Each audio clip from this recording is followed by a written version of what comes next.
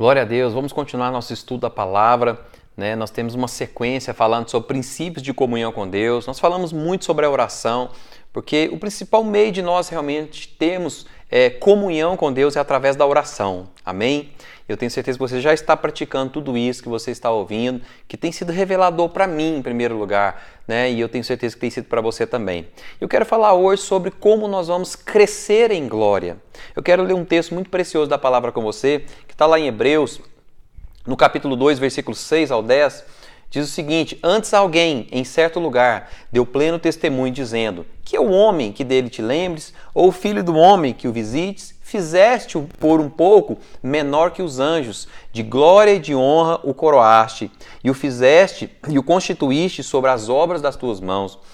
Todas as coisas sujeitaste debaixo dos seus pés. Ora, desde que lhe sujeitou todas as coisas, nada deixou fora do seu domínio.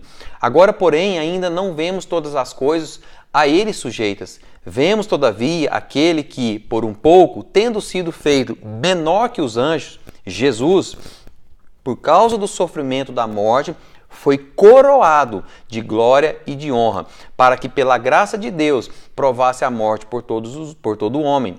Porque convinha que aquele, por cuja causa e por quem todas as coisas existem, conduzindo muitos filhos à glória, aperfeiçoasse por meio de sofrimentos o autor da salvação deles.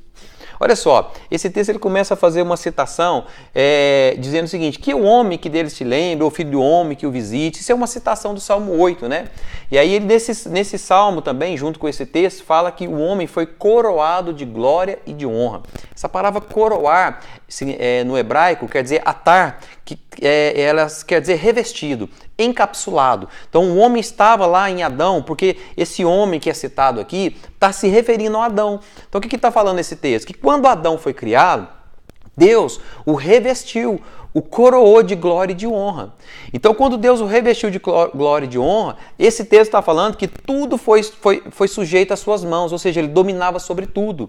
Então, Adão, por ter a glória de Deus sobre ele, ou seja, por mais que Adão estava nu, mas na verdade ele estava revestido da glória de Deus, ele tinha domínio sobre todas as coisas. Sobre os animais ele dominava, ele mandava nos animais, eu creio que ele mandava até no clima. Sabe por quê? Porque Jesus também era coroado de glória, né? Diz a Bíblia aqui, falando que ele foi coroado em glória também. Olha só, porque Jesus, por causa do sofrimento de sua morte, foi coroado de glória e de honra. Então, assim como Adão também era coroado de glória e de honra, Jesus também foi. E a gente percebe, né, nos evangelhos que os demônios obedeciam, ou seja, a glória de Deus estava ali com Jesus, exercendo também esse domínio que Adão tinha. Então, os demônios obedeciam, os ventos obedeciam, os mares obedeciam a Jesus. Por quê? Porque a glória de Deus estava sobre ele. Coisa poderosa é nós termos a glória de Deus sobre nós, amém?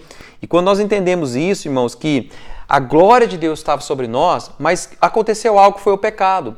E lá em Romanos, capítulo 3, versículo 23, que muitos de nós conhecemos, fala que o homem pecou e foi destituído da glória de Deus. Então essa glória que nós tínhamos foi embora por causa do pecado.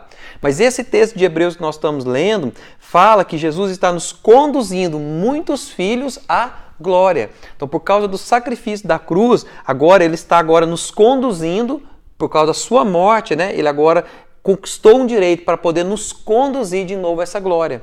E conduzir novamente a isso. Então o que é glória?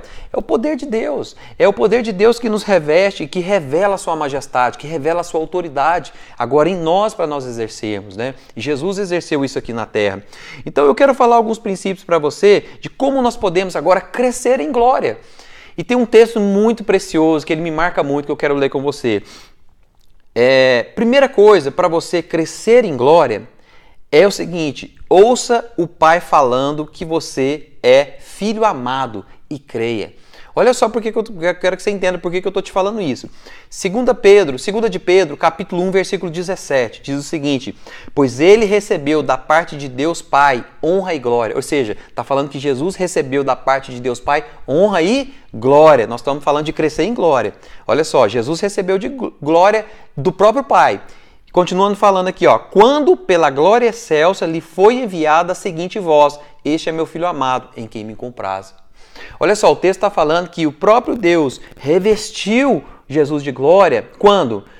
Jesus ele foi revestido de glória quando ele ouviu o Pai falando o quê? Este é meu filho amado, em quem me comprazo. Olha só que coisa poderosa. Muitas pessoas acham que a glória ela só vem com jejum, com oração, com muito preço. Isso também é uma parte de receber glória. Mas esse texto está falando que o Pai derramou glória e honra sobre Jesus quando ele ouviu que era um filho amado, né? Então este texto fala exatamente isso. É algo muito precioso. Quantas pessoas que às vezes andam sem entender que ele é amado por Deus, que ele é precioso por Deus e não anda em glória, né? Ou seja, ele vive acusado pelo diabo. Nós já falamos muito sobre acusação nos estudos passados, né?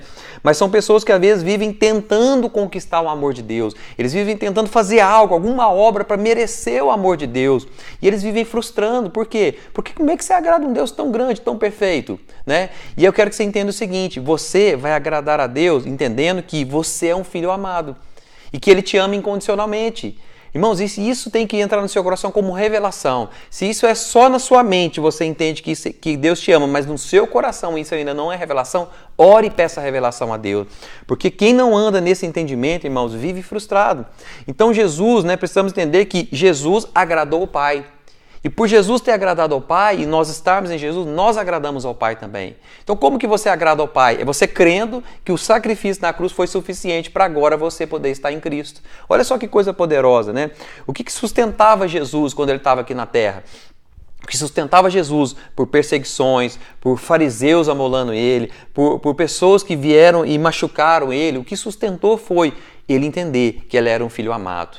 Isso foi o que sustentou ele aqui na terra. Olha que coisa mais preciosa, né? Então, Jesus teve um momento da vida dele que ele estava onde? Ele estava lá perto do Mar Morto, foi onde ele foi batizado. É um dos lugares mais baixos, é o lugar mais baixo da terra, 440 metros abaixo do nível do mar. E lá na parte mais baixa ele ouviu de Deus quando foi batizado. Este é meu filho amado, em quem me comprazo. E qual que é a segunda vez que ele ouviu isso que a Bíblia relata? Provavelmente ele ouviu várias vezes, mas a segunda vez que a Bíblia relata, ele estava num alto monte, que os estudiosos creem que lá é o maior monte de Israel, que é o Monte Hermon, onde ele foi transfigurado. Ou seja, o que isso está querendo dizer para nós? Quando você está lá no mais baixo, onde Jesus ainda não tinha feito nada para Deus, mas quando ele estava lá no mais alto, não importa se você está no mais baixo ou no mais alto, Deus sempre vai te lembrar, você é um filho amado. Olha que coisa mais preciosa. Então, para você se encher de glória, crescer em glória, como Jesus recebeu glória e honra do Pai, você precisa ouvir que você é um filho amado. E isso tem que te sustentar nas dificuldades.